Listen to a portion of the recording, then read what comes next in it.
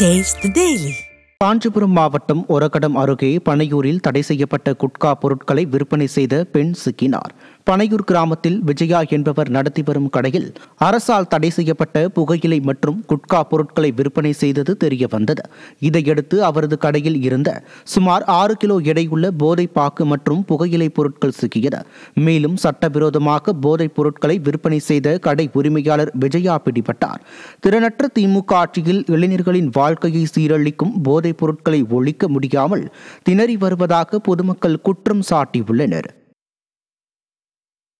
திருப்பூர் மாவட்டம் காங்கேயம் அருகே இளைஞர்கள் வாழ்க்கையை சீரழிக்க 3 கிலோ கஞ்சா வைத்திருந்த நபர் சிக்கினார். கொடுவாய் செட்டிப்பாளையத்தில் கஞ்சா விற்பனை செய்த மதுரையைச் சேர்ந்த பாண்டிமுருகன் என்பவர் சிக்கினார். அவரது வீட்டில் இருந்து 3 கிலோ கஞ்சா 2.5 சவரன் நகைகள் பறிமுதல் செய்யப்பட்ட நிலையில் அவர் மீது திருப்பூர் மற்றும் கோவை மாவட்டங்களில் 15க்கும் மேற்பட்ட கஞ்சா வழக்குகள் நிலுவையில் உள்ள அதிர்ச்சி தகவலும் தெரியவந்தது. விடியா திமுக ஆட்சியில் ஏவல் துறை கும்பகர்ண தூக்கத்தில் உள்ளதால் போதைப் பொருட்கள் விற்பனை அதிகரித்துள்ளதாக மக்கள் குற்றம் சாட்டினர்.